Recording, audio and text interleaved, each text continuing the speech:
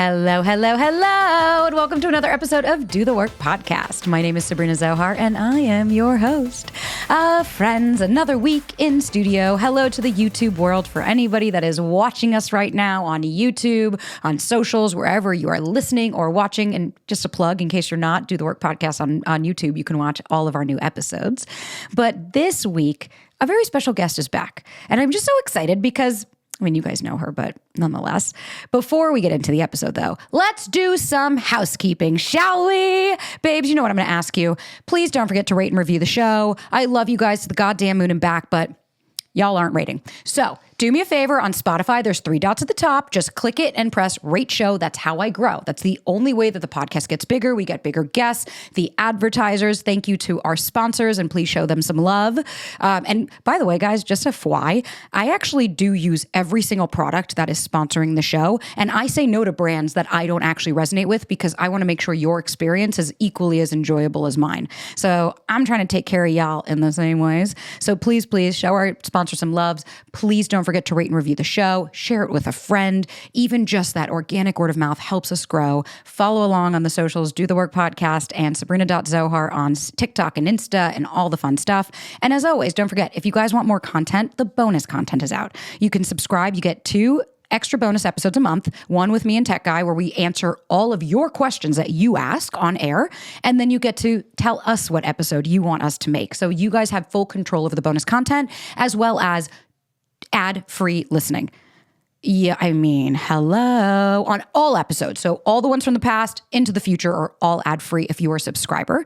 So it's just a way of saying thank you to guys to supporting us and helping us support the show, and a very small $7 a month to keep that going. So, and again, and last message before we get on into it, the course is out. The course is rearing, it's going. People are finishing and loving it. We have some reviews up now, so don't forget to join. There's a payment plan if you guys need. There is not if you don't. And it's just a really great way to get really clear on what it is that you want. Whether you're in a relationship or you're dating or you're not sure what it is and where you want to be, it's really an opportunity to come back home. And that's why it's called the Foundation Course. And our very special guest that we have today and I are creating a course that'll be out in the next, let's just say a couple months for argument's sake. So you guys will be able to, here's a hint, work on your nervous system while you're dating. So without further ado, let's get right the fuck on into it with our guest, Masha's back. I'm so excited to be here. For a second, I thought there was going to be noises, and I was like, there's no noises. I was like, is there?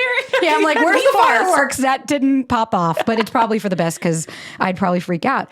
Welcome back. I am so excited to be back. Welcome back. We're very pregnant. Very pregnant. As far as this episode's concerned. As far as this, yeah. In 2 months, when you're listening, there will be a baby here. But for now, there's a belly, and there's a baby growing in it. So super stoked to have you. How you been? I've been good. I've been really excited. I've been thinking all week about this and some of the conversations we need to have today. Need is a good way to put it, actually. Because right? Today, we're going to talk about some pretty important stuff. But really, the bulk of our conversation is kind of around perfectionism. And I know you know that well. And I have, I'm a friend of hers. And debunking kind of like the healing myths and like, is it healing or is it just avoidance? Because I think we see so many different, first of all, we see the clickbait, we see the pop psychology, we see the stuff on the internet of like, just avoid triggers and don't be uncomfortable and healing means this and you just need to walk away. It's so much conflicting, polarizing, wait, but I do this, but I don't do this.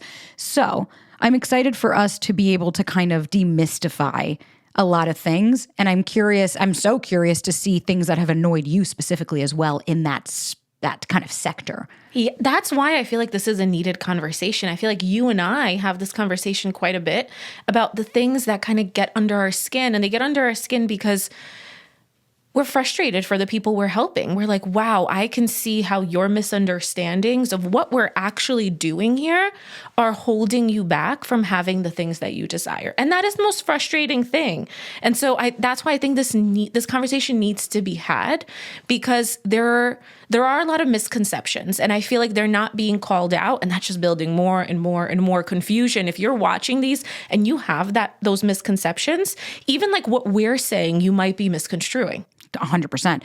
Even like when I think about my own journey, like my kind of going through my healing journey, I think when I started therapy in 2017. It's like, or 2016, 2017, kind of that around that time, which yikes, that's 8 years ago, which is fucking crazy. It feels like yesterday, but also like a decade ago.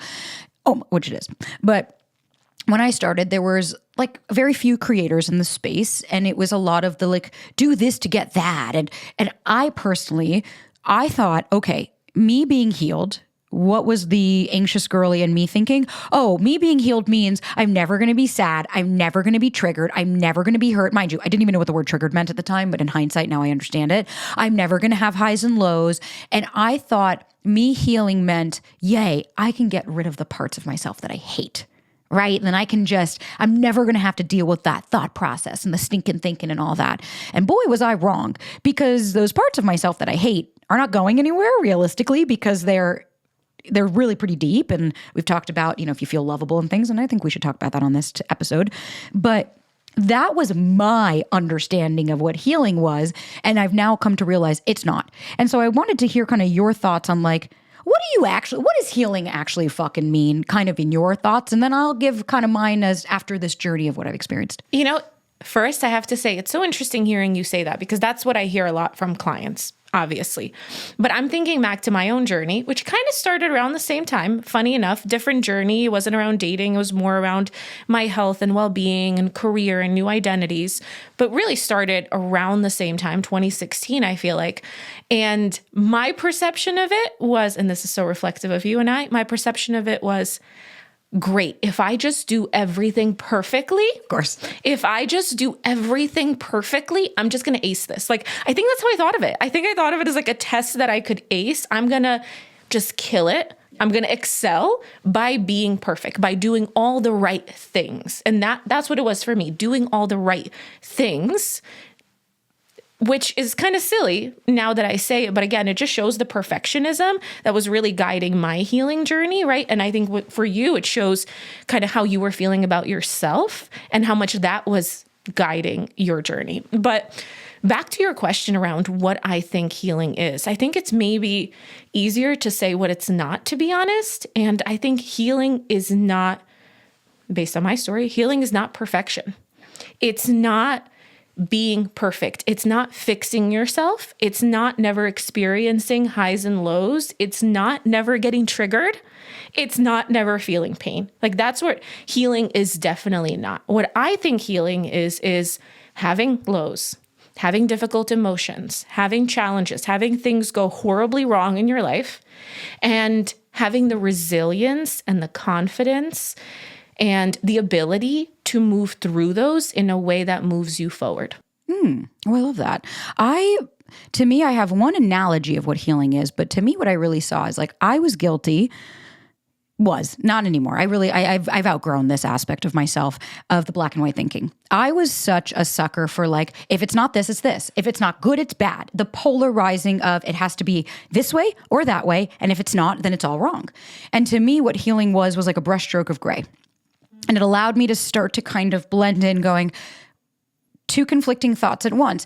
I can still think that maybe this is one thing, but I can also draw from this and start to realize it's kind of the same thing that drives me fucking insane, of the like villainizing of avoidance and the like polarizing of like, well, I'm anxious and at least I express myself and I say what I feel. And it's like, no, in the words of Eternal Sunshine that I named Clem Affer, constantly talking isn't necessarily communicating. And just because you're word vomiting and you're constantly, well, I text and at least I express myself. It's like, no, you project, you deflect, you make everybody else, and not everybody, but that was my thing. I was like alone on this island of like, well, I'm at least saying how I feel. And it's like, no, I was so worried about you choosing me that I was trying to figure out the right things to say. And I was gripping at fucking straws to make that connection work. Very different than understanding that like, oh, maybe my partner, if you're in a relationship, like, which by the way, we're going to be talking more relationship things because we can't talk about dating forever. We have to evolve. So yes, if you're dating and you're trying to understand like, like even an example of like, texting means either he likes you, and if this person texts you every day, then that person wants you. And if they don't text you for a day, they don't. That's an example of black and white thinking. Black and white thinking being a protective mechanism to try to keep you safe because it's this or it's that. Healing made me realize I could still like to text, but just because that person doesn't necessarily mean it's a reflection of their interest in me, because maybe people operate differently and not, it's like when I get a comment of like, well, I'm a guy, and as a guy, if a guy doesn't text you for a day, then that means he doesn't like you. Don't listen to this advice. And then you start to get the people chiming in of like, I knew that was right. And it's like, no, that was confirmation bias. One human being thought that. And so, like you said the other day, that's not everyone's lived experience. And I kind of see healing as like, I got to the mountain that was really hard to climb. And when I didn't have the right shoes and I was naked and I didn't have any tools, it was really fucking tough. And I was scraped and bruised. To me, what healing was I now had the shoes, the outfit, of course, the outfit, because she's a fashion girl, the outfit, the tools, the band, the things I needed. Did it make that mountain easier to climb? In a way, if you think of it, because I had what I needed, but it didn't make that the steps were any easier. It's just that I had what I needed to get to the top. I love that analogy. I think that is the perfect analogy, right? Like it doesn't change the journey. You still have to have the journey, have the experiences, but what it changes is your ability to get to kind of where you want to be, whatever your goal is, whatever your destination is, it changes your ability to do that. You have the ability to do that. That doesn't necessarily, yes, you're right. It makes it easier in the fact that now you're like, oh, I'm actually capable of this, right? But it doesn't make it easier in that climb itself. Is just as steep. There's just as many obstacles along the way. I think that is the perfect analogy. And that's exactly, I think, what it's been for me. But to be honest, that's something I realized moving through it. Again, did not realize that in the beginning. But now I'm like, wait, I still go through challenges, painful emotions all the time. And I always say this to my clients because I feel like they don't fully believe it. They're like, yeah, sure. Right. But it's like, no, I go through challenges all the time, difficult emotions, painful emotions, grief, all of it. But now it doesn't completely consume me. I don't get completely overwhelmed by it. I don't get completely trampled by it. I'm like, okay, I know I'm going to move through this. And actually, I know that if I move through this, I'm going to be stronger on the other end. I'm going to be more resilient. I'm going to have learned something about myself. I'm going to be a better version of myself on the other end. That's really what healing has been. And I really love what you said about the brushstrokes and like the gray and the nuance, because I think you're pointing out that healing brings back the nuance and allows for flexibility. You know, I always talk about flexible nervous system, but I think healing is experiencing that flexibility, the moving up and down, the seeing different perspective, the holding different contradicting emotions at the same time. I think that is so true of what healing, and I think we have to add that into our definition. And the one other thing that came up for me as you were talking is accountability. I think healing is also learning to take accountability, because you were talking about how often it's like blaming other people, right? And seeing yourself as the victim. And I think healing is taking responsibility for your journey. I think I've said this on here before. I once heard someone say that taking responsibility is taking 100% ownership of your ability to respond. Meaning we need to take 100% responsibility. And I think people really struggle with that before they've done the work, when they're like, well, it's their fault. Well, you don't know my parents did, or my partner does, or this guy did to me. And it's like, none of that matters. How much of the ability to respond do you want? If you want all of it, you have to take 100% responsibility for your journey, right? Of course, you have to hold other people accountable. That's part of taking responsibility, but it's really you taking ownership and accountability. So I think that also is part of the definition of healing. Holding two conflicting thoughts was one of the hardest things for me to grasp. And I know you like to talk about two conflicting emotions, and we'll get to that. But for me, the reality of like, I can miss someone, but I can also know they're not good for me. You know, just like those types of polarizing, I can love you, but I can also know I need space from you. Just where it kind of turns you on your head, you're like, I can do that, but I could do this. And like, even like one of my clients had like a mishap with like the guy that she's been talking to, whatever. And it was like just a miscommunication with text. And at first it was irate and da-da-da. And I had to call her out. And I was like, whoa, what's your part in this though? You know, like she was like, well, we text 3 days ago and then I didn't hear from him. And I was like, but did you have plans? And she's like, yeah, we had confirmed them the time and the place. And I said, okay, what was your part in this? Well, but why should I have to reach out? And I'm like, so everything is happening too, right? There's no accountability of, yeah, that's true. If I wanted to make plans tonight, I could just very easily text like, hey, I'll see you tonight. And then sure enough, ended up where the guy texted her like an hour later being like, very confused of like, but we had plans. We had a reservation. Like I spoke to you literally like it ended up being like the day before. It wasn't like 3 days. But it shows you where, and nothing to knock against this person, but it just shows you where like when we're so in our shit, that we start to do the, like, I want to, like, the never. They never text me. And I was like, talk to me. So what was the 17 texts you just described to me as? And that's where it's just, oh, yeah, you're right. Oh, yeah, I guess I do see that. To me, that's what healing allows us to do. It allows us to start to challenge this narrative that we are creating, that it's my way or the highway, the black and white thinking. Nope, it has to be this. And if it's not this, then you're wrong. This episode is sponsored by Lumi. Guys, we have all had embarrassing BO moments. I remember when I met Tech Guy and I was taking this new supplement and it was making me smell awful. I literally smelled like I hadn't showered in days, even though I had just taken a shower. I tried everything. I switched to like 400 different deodorants. I tried different body washes. I tried different supplements. I was going insane until I discovered Lumi. And Lumi is actually the only product that genuinely works for me and Tech Guy. We both use it. I use the acidified body wash. It's my favorite body wash. Like I literally just bought another one. I get unscented personally because I don't like to add scents to my body. She's not a fan. And then I just use the 72-hour protection deodorant. And I'm, again, obsessed. Like it's the only time where I could be running around all day and I don't smell as if I am running around all day. And what I love about Lumi is it was created by an OBGYN who saw firsthand how normal BO was being misdiagnosed and mistreated. So it's baking soda free, paraben free, and pH balanced and safe for you to use all over your body, including below the belt. So Lumi Starter Pack is perfect for you guys to try and all of my new folks. It comes with a solid stick deodorant, cream tube deodorant, and 2 free products of your choice, like a mini body wash and deodorant wipes, which I have both for when I travel, as well as free shipping. So as a special offer for our listeners, new customers get 15% off all Lumi products with our exclusive code. And if you combine the 15% off with the already discounted starter pack, that equals over 40% off their starter pack.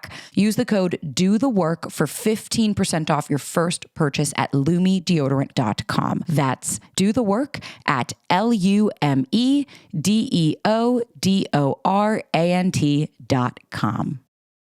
And I think that plays into that perfectionism as well, because at least for me, well, actually, even before I get to that, my mom has always said one thing that I really love, and I think that pertains to healing, is she would always say, like, there's no, when people are like, bad energy, and she's like, what do you mean bad energy? Energy is energy. Like, it's not it's not a negative. She's like, but based on science, that literally, like, that's not, it's energy, right? And so when people are like, that's a bad emotion, and she's like, but who's dictating bad or good?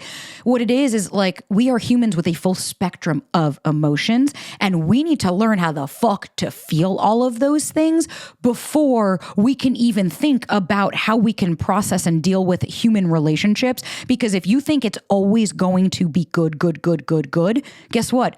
You're not going to appreciate it when it's not.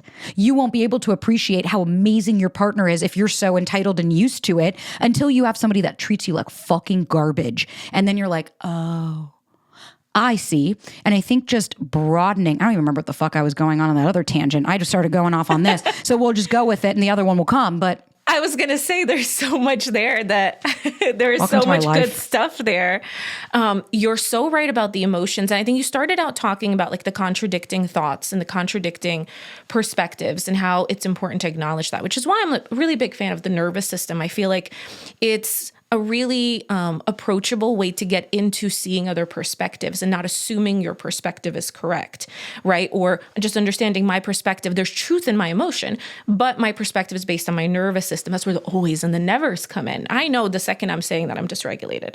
It's not like I never say that. I'm just now aware of like, if I'm saying that, there's a level of dysregulation happening. So there is probably these conflicting emotions and I'm getting overwhelmed by it. But I think then that kind of brings us to the emotions beneath that, like what you said with your client, right? It's like, yes, there's maybe something that person did wrong that was hurtful, but then there's also a part of it that was her responsibility. There's something to take ownership for. And I think what people struggle with is the conflicting emotions that bring up, meaning Maybe that person did something that hurt them. That emotion is valid regardless if they meant to hurt you, if they did something bad or not. That is a valid emotion. And then might be other emotions like, damn, I think I did something wrong. And it's almost like in that moment, we want to pick one over the other.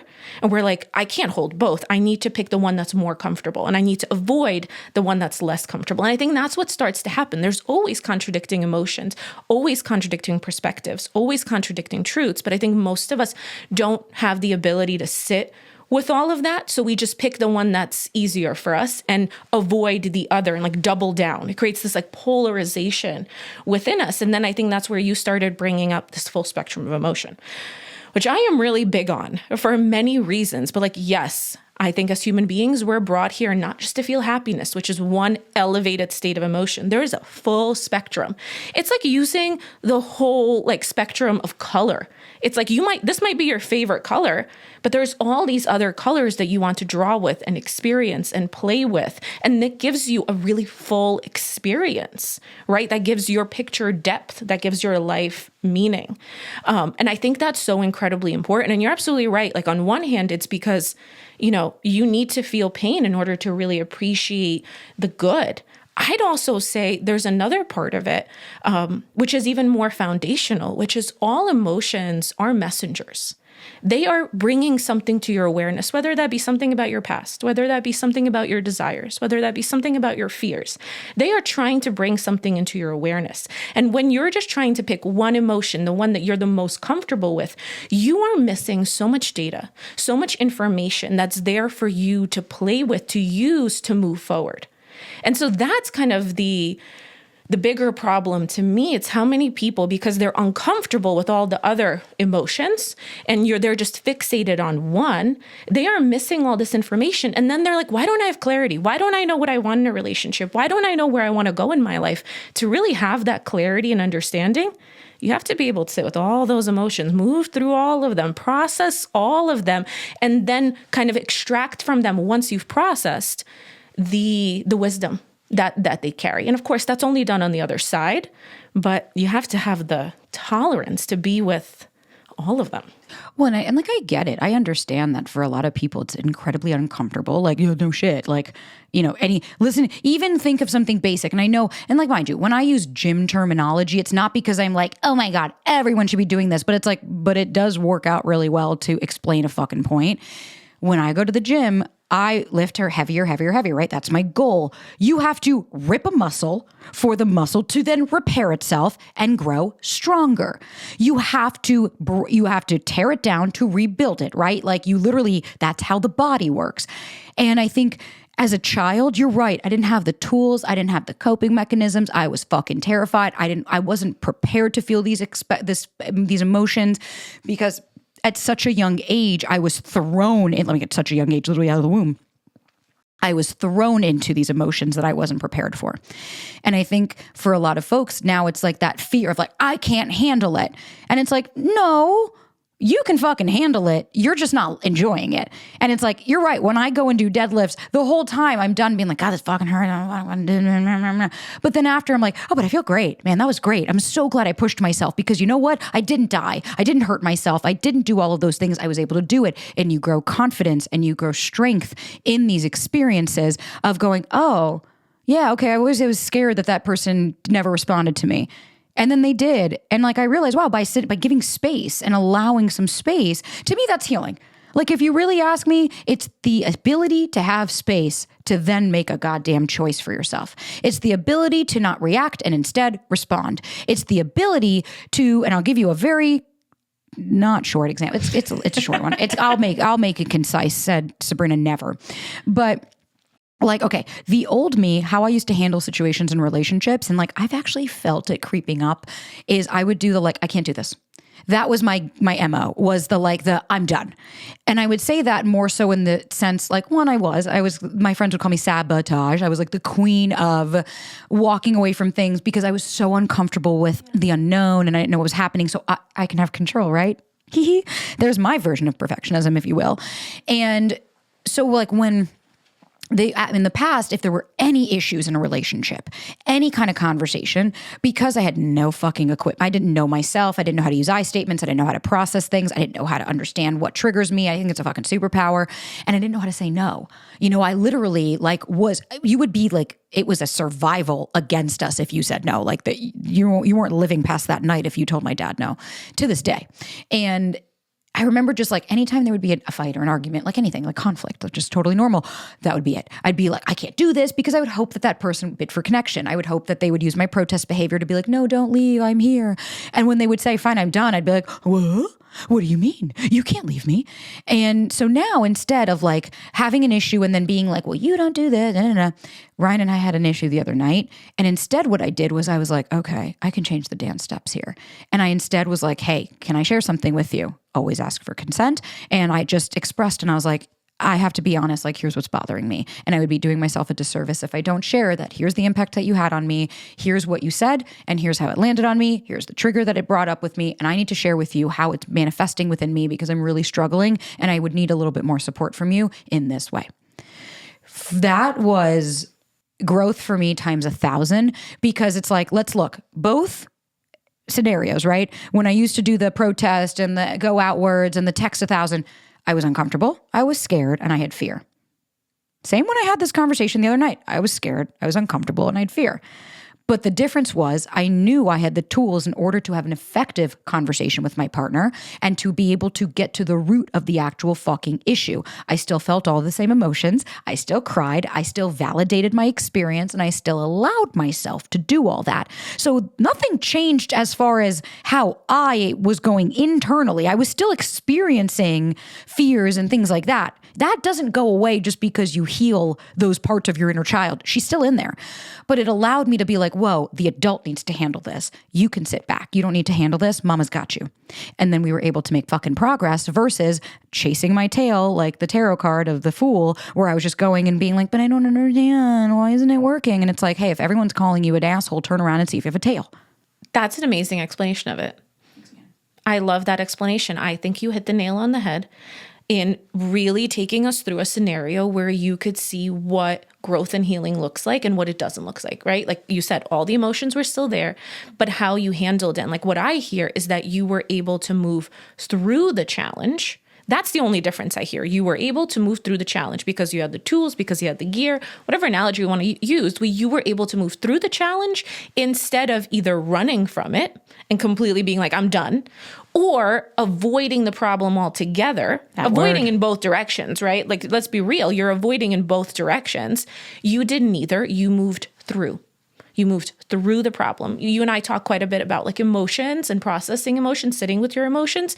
To me, it's moving through the emotion. I use the analogy of a tunnel. Move through the tunnel, through the darkness to get to the other side, to the light. That's what we're doing. That's why we sit in the discomfort of emotions. We're moving through it, not running away, and not also just like sitting down in the middle in the darkness and being like, I'm just going to stay here, right? Like you're choosing to move through it. And I think that is, at the end of the day, that's what healing is, because that's what it allows us to do. Like that's how you know you're healing. That's a sign of growth, not feeling those emotions, which is what you and I hear all the time from our clients, right? Like I hear it all the time. I still struggle. I doubt myself, or I'm, sometimes still grieve a past relationship, or I still feel sad about things. And they think that's a failure, when in reality, that's not a failure. That's you being a human being. And a lot of my clients will say to me, like, I don't want to feel this anymore. Like, that's what I want. That's the goal. I'm like, that's not the goal. That's a protective mechanism. If we did that, if we effectively made you not feel sad, be able to just like turn around and be like, F you, I'm done, and not feel anything, we didn't heal you. No. We honestly made you more fucked up. We gave you another protective mechanism. You put on even a more intense armor than you had before, because now you're just completely blocking those emotions. So that is not healing whatsoever. And it's exactly what you said. And I think it also kind of brings us, like, now we're getting to the point of like, this is what healing is. This is what it looks like. This is why we're doing it. And I think that's also a great example, the argument that you just described, of how we do it. because I think a lot of people also have a misconception around how we heal. They think that we heal by having like this linear trajectory, everything being better and better and better, or everything staying exactly the same, perfect baseline, never getting upset. And to add on top of that as well, that it should always, like that he has all these epiphanies, that his healing is going to be the, oh my God, the big moments. And you're like, exactly right. This like upward trajectory, big breakthrough, big breakthrough, big breakthrough. And like, that is healing. First of all, the breakthroughs are not healing. The breakthroughs are you connecting some dots intellectually. And that's it. Now you have to go act on it. Now you have to go live it. Now you have to go challenge yourself, which kind of brings me to exactly my point, which is what the work of healing actually looks like is not this upward trajectory. It's not never feeling negative emotions. It's actually getting challenged. So I say to my clients, like in my program, like the best thing that could happen is challenges come up. You said Things that to me. go wrong. You said that to me the other day. Because all the time. You said that to me all the time. But when we had our session, because I have a coach, I have somebody that I talk to, and you even said, you're like, I want this to fail. I want this to burn. I want this to fall so that you can finally understand, like you can really understand you got this. It's okay. This episode is sponsored by Honeylove. Guys, I don't know about you, but I get really, really uncomfortable when I'm on set or I'm even not like on a date. It doesn't really matter where I am when I don't feel like I'm at my best, where if I'm wearing something like, let's say it's an undergarment and it's digging into my side or it's causing like a second love handle, it's just really uncomfortable. And that's why I'm obsessed with Honeylove, because they literally cover us with the best shapewear. So with Honeylove, you can feel your best even when you're wearing less. So they've revolutionized compression technology, so you no longer feel like you're suffocating while wearing effective shapewear. That's personally why I'm such a fan, is because I can literally be running around. I was bopping around New York. I was seeing my friends all the while wearing my amazing shapewear and actually forgetting that I even had it on. So that's my favorite part of Honeylove, because the fabric is like second skin. It's super breathable and it makes you feel nice and cool. It's perfect for the hot days. So for a limited time only, you get Honeylove on sale. So get 20% off your entire order with our exclusive link. So it's honeylove.com/do-the-work. Support our show and check them out at honeylove.com/do-the-work. And I'll do that with my clients. I'll always preface, I'm like, whoa. I don't give a shit if this works out or not. No. You having that conversation with them isn't because, well, that means it's going to be positive and it's going to happen. No, what that does is it allows your body to go, oh, she didn't die, right? She's okay. She's fine. Oh, wow. I'm actually all right. Oh, wow. Actually, I felt a lot lighter after because I don't have to deal with this person's bullshit anymore. That was a big thing for me too, that I didn't really realize when I was on my healing journey was like, I was going to say, and I was like, you don't, because you've been with Paul for so long.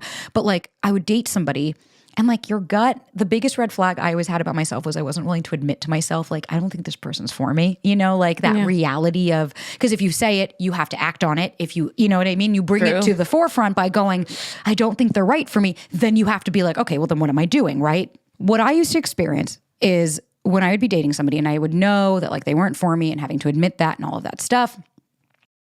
In those moments, like when I would have to make that admission of like, okay, if you don't like this person, you have to do something. What I noticed after, which was kind of like clockwork, was I would end it or they would end it where you'd have that moment where like it was being squeezed. You thought your fucking eyeballs were going to explode. The second I would get the text from them of like, I'm not interested or whatever, I don't think this is going to work, or you say it to them, it would be a weight that was lifted off of me. I would finally like, it was almost this weird relief that, because it's like part of me knew this person wasn't for me, or like the relationship that I was in wasn't the right one for me.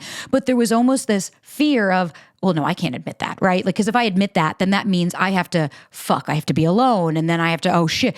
Instead of now, like Ryan and I have conversations all the time where I'll be like, hey, like we'll have a talk and I'll be like, hey, are we at an impasse? Like, is this that moment? And we've talked about like, if this doesn't progress, this was a beautiful experience. If it does, great, let's keep it going. But there's no longer a fear of, oh God, if it doesn't work, like how am I going to? And you kind of avoid. To me, healing gave me that clarity and that safety in my own body to be able to realize like, I might have avoided this entire time admitting that I'll be okay no matter what. But now with certainty, I will admit that no matter what, I'll be okay. That's so I actually forgot that I said that to you, by the way. Oh. But I definitely did. Let it burn. Yeah. But you're right. It's, but I wonder if it's not just admitting to yourself that you'll be okay no matter what, I don't know if you really believed that. I said believing it, exactly. I don't know if you really believed you're going to be okay. And that's exactly why to my clients, I always say that. I'm like, sometimes I think the best thing that could happen is let this thing burn, let this thing fail. And I know that might sound to someone who's listening kind of like cruel, like you want me to fail. It's like, you know what I want more than my client to succeed at like some endeavor or some, relationship? I want them to see how powerful they are, how capable they are, that they could make this mistakes, that they can get back up, that they could overcome difficult things. I think that will make them way more successful long term than having this one situation, which is clearly not serving them in the way that it is right now. Maybe changes need to be made, right? Then having that situation go perfectly. And I think that attitude, like exactly what you were saying you have with your clients, just shows how much trust I have in my clients. Like sometimes I could see in them a power they can't see in themselves. And so when I say that to them, and that's true for you, you know the conversation we had, but when I say that to them, like, honestly, the best thing that could happen is this thing fails. I don't mean that I want them to fail. I just mean like, I could see your power is so beyond this. Like you are so capable and you don't see it. And the only way I can get you to see it is if this doesn't work out. And then you find that there's something even better on the other side of that. Even if that's a strength within yourself, right? Like to me, that is ultimately growth. And that is why I think the journey of healing looks like having a lot of challenges, having a lot of setbacks, having a lot of obstacles, having a lot of things not go the way you want. In fact, if I'm working with a client and everything is going exactly how they want, A, I'm like, are you challenging yourself? Are you putting yourself out there? Are you stepping out of your comfort zone? And B, I'm kind of like, okay, we missed some opportunities. I'm a little worried because I'm worried when we stop working together and life gets real and challenges come up, will you have the trust in yourself to move through those? And spoiler alert, my thing did fail and I was fine, right? Like I'm totally okay. It's okay. You live. I have actually two specific experiences that I'm going to share because I think it's important for people to understand what we mean by let it fucking burn and allow. Sometimes not sometimes, it is imperative when you're on this journey to learn to fucking surrender. And I remember because during COVID, I was fucking terrified. I was like, that's it. My business is over. Software, by the way, if you're shopwaresoftware.com, 20% off, do the work, go support. But anyways, when I had software, I have it. But when I had software during COVID, I remember we were barely making any money. I thought that was it. And it's like, and I use this as an example because whether you're in a business and you understand this or whether you're in a relationship or dating experience, it all blends in. So many people for so long were like, it's not a failure if you close software. I could not fathom. Yes, it's a failure. I would hyperventilate when I'd be like, but no, I have to run this company. Like I would lose my shit. And the reality started to set in during COVID. I was like, I'm going to lose this business. Like this is it. Until I was like, all right, like my friend Brooke texted me and she was like, why don't you tie-dye? You're creative. And I was like, I don't know fucking tie-dye. Turned it into $1 million business by tie-dyeing by hand for fucking months and ate shit doing that. Now, that's not where the story ends because by doing that, what did I realize? Oh, I didn't like the manufacturing that we had in Brooklyn because the quality wasn't there. So that meant I had to get manufacturing in LA. So then by doing that, I started to have a tie-dye collection. And then I started to expand. Business started to grow. I needed to move to California and start endeavors. Move to California, pursuing software. It wasn't that the signs were against it, but the signs were pointing that this was not going to be the next Fortune 500 company. And started to do all that. 2022 rolls around. Shark Tank. I'm supposed to be on Shark Tank. This is my moment. This is the one, right? There he is. Oh my God. And I'm courted and we're going through 6 months of prepping. And I the business starts to kind of fall through the weight because I'm spending so much time prepping and so much money and energy. I'm making it through all the steps. And I'm like, and it's almost like surreal. I couldn't believe it. And I got on set and I was on fucking set for Shark Tank. I was hair and makeup ready. Sabrina, you got your pitch. Are you good? You're up next. And then they came in and said, I'm so sorry, we're not going to be able to fit you on today. And talk about my world crashed. I was suicidal. I'm not going to lie. I was in a dark fucking place because I thought this is it. This is it. And it's the same as when you're dating, when someone breaks up with you and you're like, I'm never going to find anyone else, blah, blah, blah, blah, blah, blah. And I came home and I remember just crying with Clem on the couch. And then he it was just whatever. Then they did it again in September. And I was like, I am done. What am I going to do? Then he got sick a month later and I started my TikTok. So, moral of the story, and then here I am, right? That all mushroomed into all that you see. And so the reason I share that isn't because I'm vain. Sometimes I am, and I like to hear my story. But sometimes it's because I like to remind people that in those moments, you have no idea what's going to happen, right? So when you let it burn and you let it crash and you're like, okay, I have to let go of this. I have to release. It's the same with like, stop trying to hold on to fucking people that are not for you. If somebody is trying to walk out of your life, open the door for them and let them fucking go so they stop wasting space for other people to enter. But when we're so hyper-focused on, no, I have to have this. It's like, as a child, you're right. That was my only caregiver. I only had one set of parents. And if I didn't have them, I'm dead. That's it. Literally. Like, there was a mother that abandoned her child and she died. So yes, that's very real. She went away for a week. Insane to me. I don't know if you heard about that story. Fucking insane. But anyways, my point being, it was like, when I was a kid, you're right, I had no choice. Now I do. Now I get options. And in that moment when the Shark Tank sent me home, yeah, I was literally terrified. And I was like, I don't know what I'm going to do. Like, that's it.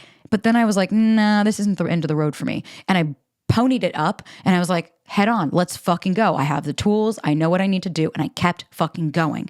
And by keeping going and allowing it to burn and not trying to hold on so tightly to software and make it something that it wasn't, this company is doing great now. And it's still around and it's still thriving. And now my other business is doing well because I made space, and I made space for Ryan. I made space for all of this newness. I met you. I moved to San Diego. I started a new life because I allowed my old shit to burn, and I didn't try so hard to hold on to it and grip at the ashes trying to rebuild a building that you can't do that anymore. 1,000%. And I would say, something you said kind of stood out to me. You were talking about how, when you're a child, like that's the only caregiver you have and you're fixated on them because they need to save you.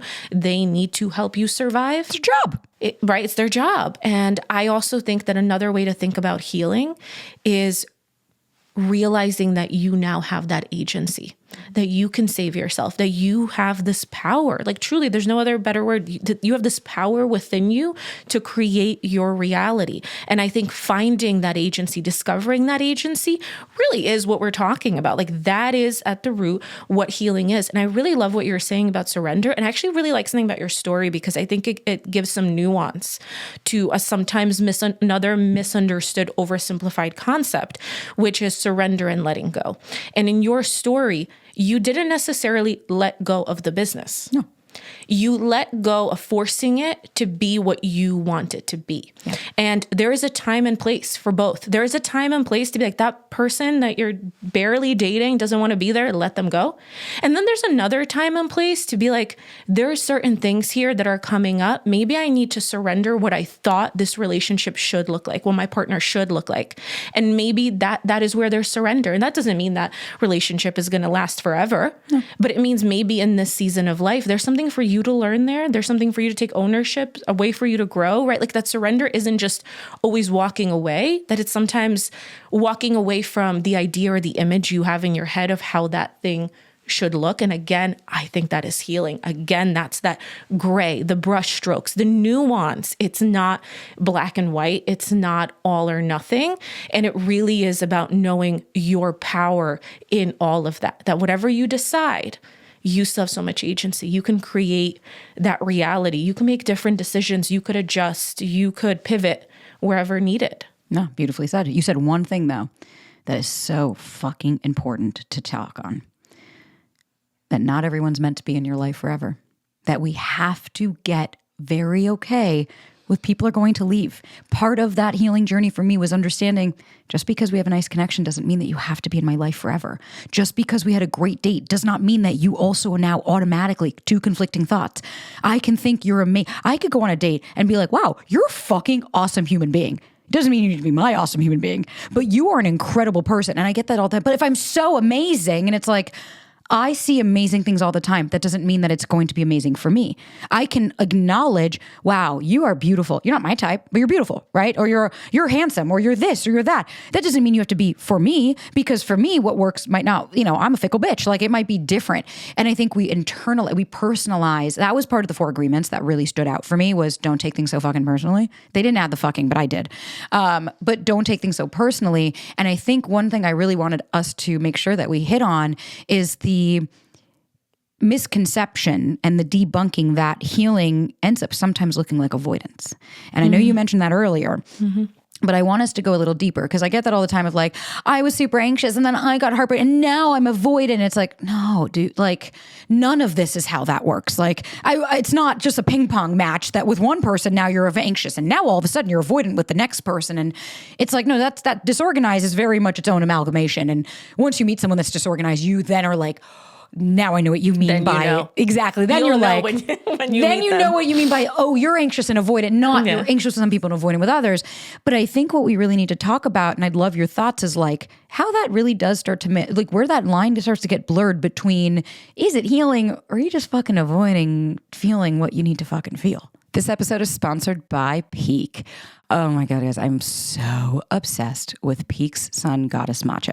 So for me, a few years ago, my anxiety got so high, I actually had to walk away from coffee. It was making me really jittery. I had a lot of anxiety and it wasn't good for me. And so me personally, I actually found Pique's matcha quite a few years ago. And what I love about it is it contains caffeine and L-theanine, which is a calming ingredient, but it gives you a sustained energy without jitters, caffeine crashes, or anxiety. I am personally obsessed. It is ceremonial grade. It is quadruple toxin screened for pesticides, heavy metals, toxic mold, and radioactive isotopes. It is made from 9th degree tea masters in Japan. Like it's one of the cleanest teas that you could possibly get. And personally for me, I love the gut health support. I love the sustained energy. I love the metabolism support that I get. And it has anti-aging properties because it has chlorophyll, which revitalizes your skin's clarity and supports the detoxification process. I'm obsessed with this matcha and I've literally tried almost every single brand that's on the market. So I do think I have a good idea of what's out there. So you guys get up to 15% off on Pique's Sun Goddess Matcha plus a complimentary beaker and rechargeable frother when you shop my link, piquelife.com/work. Again, piquelife.com/work. Yeah, I think that's really important. Again, in this general conversation of healing in general, right? Because, you know, initially we started this conversation talking about how healing, it's not linear and how, you know, it's going through these ups and downs. I think now we're talking about how often, you know, actually, let me go back to, I was saying for me, healing looked like perfectionism, right? And I think there's like a section of those people who are kind of similar to me in that way, where they think healing looks like avoidance. So they think healing is avoiding anything that triggers them, anything that is uncomfortable, anything that doesn't fit their perfect image of what this should look like. They think healing is avoiding that, and they kind of give themselves a pat on the back for it.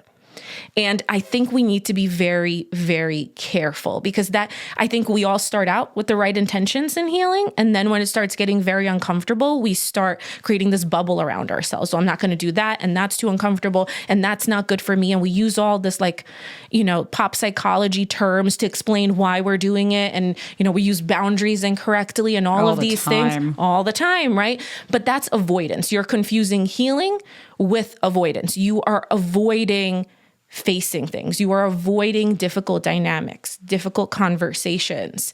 And I just think we have to be very mindful of that. I definitely see it in my clients who are dating when they take certain advice they hear online and now they apply it to be like, no, I'm healing. Like that, you know, I deserve better or something like that. You do deserve better, but sometimes people are using that incorrectly as like a way to run prematurely instead of having the difficult conversation or instead of understanding themselves or expressing themselves, right? So I think avoidance shows up in a lot of ways and it starts out very innocent. And I think that's why we need to call it out. It's so subtle. It's so subtle. It doesn't seem like you're doing anything bad. In fact, it seems like you're doing everything perfectly. It seems like you're doing everything right, when in reality, you're avoiding the very challenges that would allow you to experience the growth that you desire. 100%. And something I also see, so I know you, because you have that like the perfectionism and I think we should do an episode specifically on that later. So like we'll get to that of like what that even fucking looks like and means and how that manifests.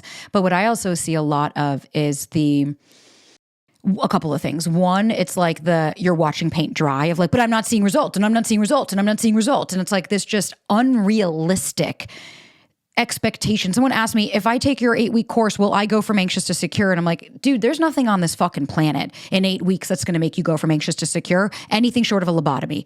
Like, unless I just take out my gut and my heart and my soul and all of the years of trauma, nothing in 8 weeks is going to just boop, that's it all of a sudden.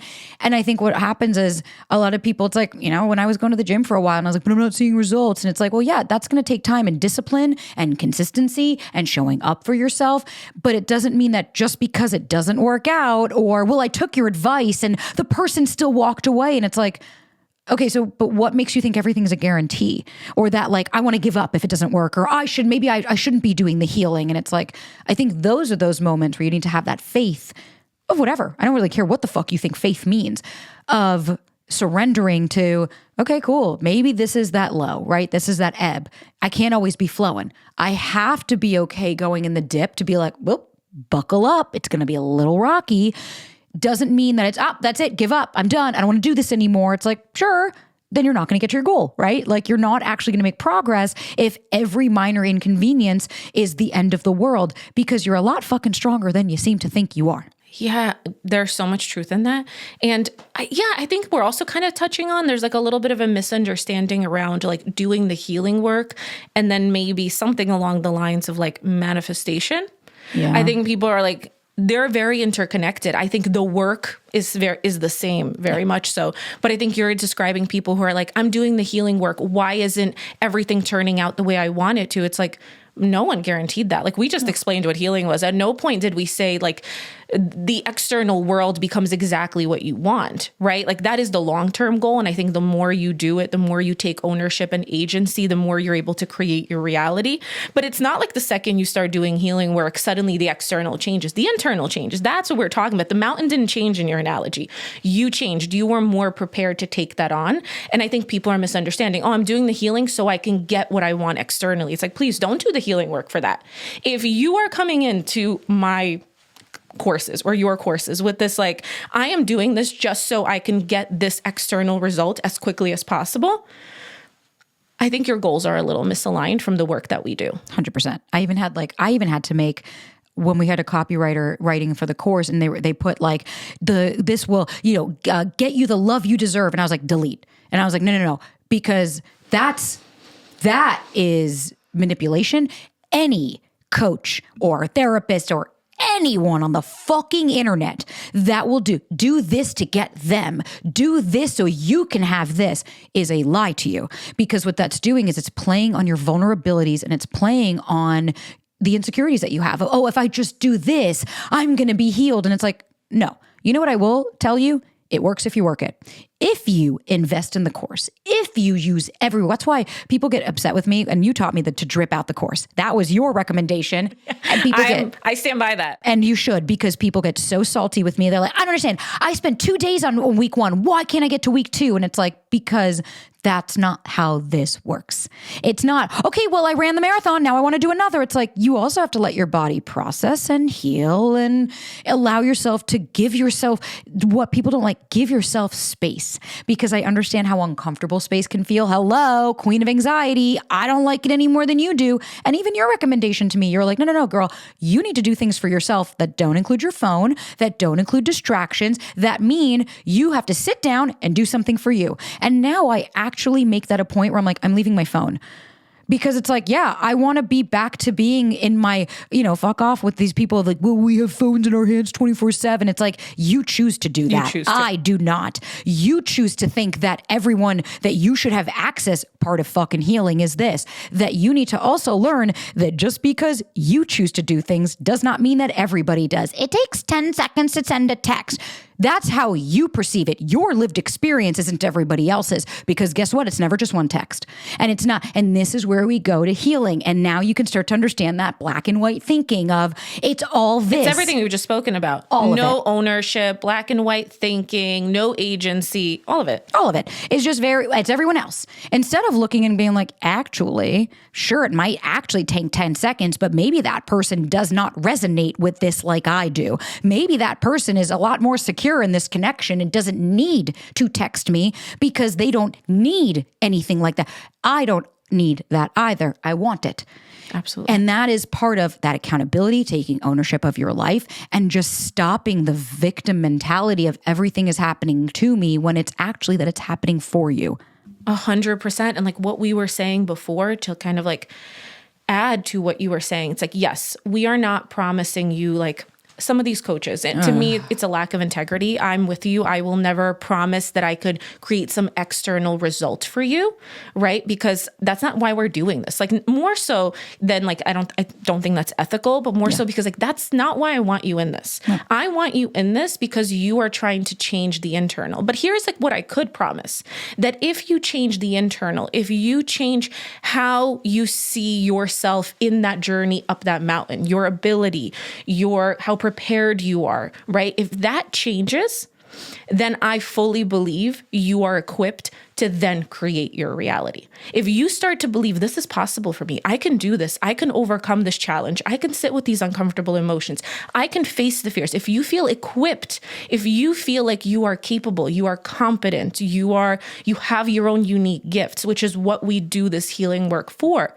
then I fully believe that you have everything you need to change your external reality. Now, that change might not come tomorrow.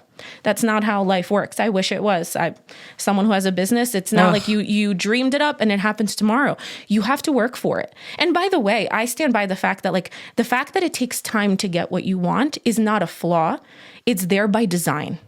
Because it's that process of having all those challenges, facing a lot of resistance, a lot of frustration. That's what makes you grow. And it allows you to grow into the person who could then receive and maintain that thing that you desire, be it a relationship, be it a business, right? Like if you could just snap your fingers and have the perfect relationship tomorrow, if you could snap your fingers and have the perfect business tomorrow, I would argue you are not equipped.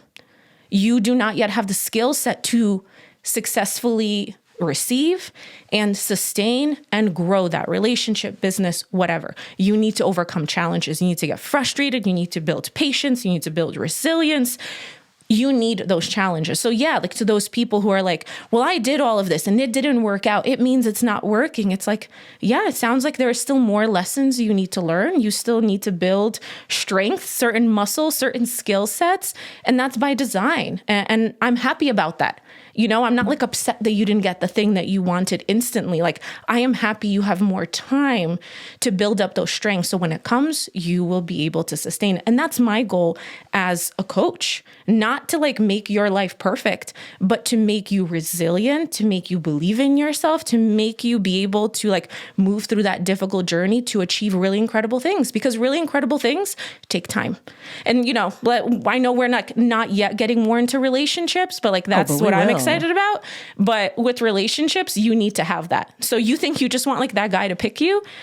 Then you lack the skills to be in a long-term relationship. I remember even you said, you were like, man, that common misconception, you think dating's hard. The relationship is the hard thing. And that's also kind of I stand by that. Same. Like, are you kidding me? This is the hardest thing I've ever fucking done. And that's also something that we need to call out. I am so fucking tired of getting like, well, it's hard. This is so hard. Well, easier said than done. And it's like, I'm sorry. Can we just stop for a second? Who the flying fuck ever guaranteed you anything in life was going to be easy? Because they lied to you. Maybe mama and daddy said that, but you know what? Sorry that they led you wrong. Nothing in life is easy or fucking free. Even this, like, I want a provider mentality. And it's like, don't worry, girl. When that provider mentality is cheating on you left, right, and center, or fucking abusive, and you can't leave because you have no money saved up because you wanted somebody to take care of you, right? The entitlement of, well, I should just be. Like that fucking sprinkle lady. I was on a podcast and she was like, what the fuck is with this shit? And she was like, how much entitlement that is. And it's like, and it's one thing, two very different experiences. I want to grow an empire with somebody. I want to have a beautiful life with somebody. Totally. I want to do all that versus, like, I remember my brother used to say, and he was like, I'm sorry, so let me get this right. I need to be a billionaire. I need to have all the money. I need to take care of everything for you. I also need to have all the time in the world to satisfy your needs. So I can't go work to make that money. And then I also have to be attractive and successful and only have eyes for you. And emotionally available. Who the fuck is this person? Because I'm sorry, are you that? And that's where we have to kind of like slap you in the face of like, your presence isn't the present. What the fuck do you also bring into this? Because you know what? I hate the saying of like, well, what do you bring to the table? And it's like, I don't mean it in a condescending, misogynistic way. What I mean is, what are you adding to this? Because by simply saying like, I am so tired of this, like, well, of course he should be paying for my dinner. I did my makeup and I did my lashes and I showed up. Of course he should be Ubering me. And it's like, listen, princess, no one owes that to you. Life is going to be fucking hard if you just think because you merely exist on this planet that I should be kissing your ring. But the reality is that when we start to heal, you start to fucking humble yourself. You start to also realize, yeah, you know what? Maybe I ain't shit. Maybe I'm not. I'm just a person and I'm just merely existing and not everything revolves around me. That the lived reality of most people actually has nothing to do with you. That's what healing taught me. One of the biggest lessons was that I ain't shit to anybody else in most scenarios. I'm a blip on their screen. And I think I am so much more important. I'm not. It's so true. I'm not. It's accountability. It's I need to show up for myself, not expect other people to see value in me and show up for me. And life is hard. Life is hard. And the only thing I can do is get stronger, not just like expect it to get easier. And I think that's also healing. And to me, it's like we're doing this work to achieve something, to create something, right? Like that's why we're doing it. But the only way to do that is to get very good at moving through ups and downs and challenges. It's not by avoiding them. It's not by creating something perfect. That is the ultimate goal. And like, if you think about it with like children, like I'm thinking a lot about raising a child, right? It's like, I think sometimes we think it's like, oh, I just want my kid to have an easy life. But honestly, that's not my priority. My priority is not my child to have an easy life. My priority is to equip my child to have the confidence and the agency and the tools to overcome challenges, to know that like whatever she wants to achieve, whatever she wants to have, whatever she needs to overcome, she's equipped to do that. And I think that's exactly what, as adults, when we're healing, what we're trying to do. We're not trying to create some kind of perfect reality. We're simply trying to kind of build that inner strength, that inner fire, that inner resilience to be like, whatever comes my way, it's not going to be not painful. It's going to be painful. Let's just, again, I'm not trying to have my child never feel emotion. It's going to be painful and I'll grow through it. I'll find a way to grow through it. This episode is brought to you by Quince. Summer is here, babes. It's time for a wardrobe upgrade. Am I right? Especially, guys, if you guys are going to get back into the dating world, or if you're in a relationship and maybe you guys are traveling, this is the time. I am obsessed with Quince personally. I still wear my tote that I have from Quince. We love their sheets, but we also love their clothes. And the reason I love it is because Quince offers a range of must-have items like 100% European linen under $50.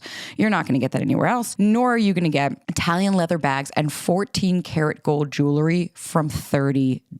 Listen, I worked in fashion for many years. I know how this all works, and Quince gives you truly the best quality at the best price. We still have any guest that comes over asks us where we got our sheets from because they are just so comfortable and high quality. I actually notice a difference in my sleep when I have them versus when I don't, because I love Quince. I love their products and I love their quality so much. Guys, time to upgrade your closet this summer with Quince. Right now, if you go to quince.com/dothework, you get free shipping and 365-day returns on your next order. Yeah, that's right. So that's QUINCE.com/dothework for free shipping and 365-day returns. Again, quince.com/dothework. It's funny, as you were saying that, I was like, man, we hear all the time, I was like, I want to give my kids what I didn't have. And I'm like, yeah, here's the problem. People think that's the financial or the monetary. What I want to give my kid that I didn't have was support, was the tools to be able to handle things, was the understanding that the world is a pretty mean, fucking scary place, and that you got this and you can make it through. I want to teach them how to fish. And I didn't have that opportunity. I didn't have the support. I didn't have the consistency. I didn't have the object permanence. I didn't have someone I could trust growing up. I didn't have any of those things. And it manifested in my friendships and my relationships. And even as an adult being like, I don't trust people. Like, and not in like I make this a thing. It's like, that's a very deep seated underbelly that you and I have spoken about. And we are going to do a friendship episode to really talk more, because I think a lot of people always, I get that all the time of like, this applies to friendships too. And it's like, relationships doesn't just mean 100%. Intimacy. It doesn't mean you're fucking all the time. We have relationships with different people. You have a relationship with your barista. And so it's just about understanding like, I want to be able to have the tools. And even if you're right now, if you don't have kids, like moi, maybe we can look at what do you want to give your inner child that you didn't have? I don't want to, you made that point to me when I got my trainer and everything. And you're like, you did what your father did. You stuffed that camera in your hands to say, well, here, be happy. Instead of going, you know what she actually needs? Support, love, and guidance. She doesn't need just more things to stuff down her throat to make her happy. She actually just needed me and some space. That is such a great perspective shift of like, if you don't have kids or you don't want kids, honestly, even if you do, flip it and think about like, what is it that you did not receive? And it's so interesting what you say about children, how many people like try to give their kids what they didn't have, but they give them these surface level things. What that shows is they didn't go deeper to understand, did they really need money? Did they really need things, fancier vacations? Or did they just need more support? Did they need their parents to be perfect? Or did they need their parents to acknowledge when they were struggling and be there with them in that darkness? Like, that's what I hear more often than not. Sometimes like, I needed my parents to have not done this. And like, no, your parents weren't going to be perfect. Just like you're never going to be perfect to yourself. Fuck no. Right? But you also didn't need your parents to create this like lavish life, which is so interesting. I think people try to give that to their kid as if that's what's going to make the difference. And like, newsflash, all the research shows that's not it. It's the emotional support, because the emotional support makes your kids resilient. I once heard Brene Brown having an interesting conversation about this. And she was kind of saying like, I'm raising kids. I went through some tough things. I don't want my kids to have to go through that, but I'm a really resilient person and I want my kids to be resilient. So she's like, I constantly feel like pulled back and forth of like, how do I give them that? I don't want them to go through trauma. Right. And I think the way we give them that, and I think this is going to apply directly to everything we've been talking about, is you don't stop your kids from having challenges. You allow them to struggle. You allow them to sometimes not get what they want. And that's okay. You allow them to have, you don't protect them from never struggling, but you give them unlimited emotional support as they move through those struggles so that when they're adults, they have that capacity within themselves of like, yeah, I've been through challenges and I know what it's like to feel supported. So I know what it's like to support myself. And I think that's exactly what we're talking about in healing. It's like the goal isn't to avoid challenges. It's not to never get triggered it's to be able to move through those triggers and know, you know what, even if it's hard, even if it's painful, I could sit with that. And I know I have the ability to move through it. 100%, dude. I mean, talk about a mic drop in a place to put a pin in it, because we know we could go on like this for decades, but here we are. Truly? No, like actually though, like we already talked for like an hour before we even started pressing record, and then we're going to talk. If they knew how long we could actually keep going, like if no one stopped us and there were no time restraints. I actually would love to know the world record we could set of like just having a conversation. We totally could. Just on like random topic. And the funny thing is you and I never really repeat. And that's what's crazy is like, wow, that's crazy. So we're going to continue this at dinner after and I can't wait. But before we skatoot off, you got some things coming up, right? You got some fun news. I do have some fun news, and the best part of it is you guys are actually going to be the first to know. Your audience is the first to know. It's not officially released anywhere else, but I am launching a self-led version of the mind-body recalibration formula, which I think we're just going to be calling the formula now. Okay, I'm here for it. Yeah, Right? Yeah. A bridge. So we are going to be launching a completely self-led version. That way it's more accessible, and that way you could take it at your own pace. And then you will have the option, if you want to upgrade to the experience with having all the support from me, from our accountability coach, all the workshops, that's going to be an option, but you can get it completely self-led, take it at your own time. There is, of course, a drip setting, so you can't get all of it. It still takes a minimum of 6 months, but it is super comprehensive. It will take you step by step through the 6 months. There will be a community element to it. And there's an incredible 300-page workbook that goes along that just guides you through that whole journey. So much of what you and I talk about is really those phases of growth. And I really take you through what does growth and healing look like, phase by phase, step by step. And you could do it completely on your own. I love that. It's officially out. That's why I did that with the foundation course. I was like, you got to have some autonomy to be able to do what you need to do on your time. Not everybody's on a schedule. We all have different things. But that's also why I'm excited, because we're going to have our course that we're going to create. And that's going to be very different than anything we currently have. Yes. And that is not an upsell. You know what I mean? Like it's just a completely separate entity, but we are going to do something special, which will be very soon, but TBA'd about the logistics of it, but we are going to do something, and we're going to do 2 different ones. One to start of a very specific dating with your nervous system and how to support yourself, and then one with relationships that will come in the future. But we'll start with dating. So stay tuned. But for now, join the formula. The formula. And I actually have I do have a discount code. So you can use early access $250 to get $250 off, all capitals. It'll be in the show notes. And it will be in the show notes. And you guys have first access to it. It's not going to be released for another couple of weeks from when the podcast airs. So I'm super excited. It's we've been working really hard for this. So I can't wait for it to come out. You can do the foundation course. You could do the formula.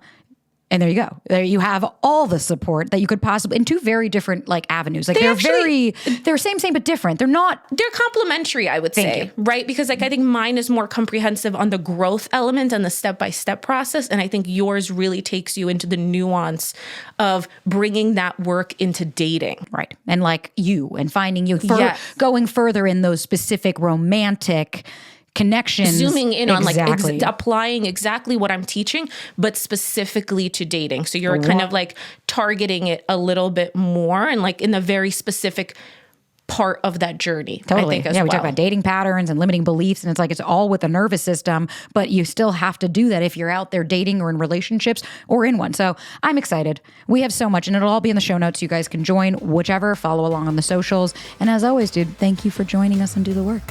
Thank you so much for having me. This is always my favorite.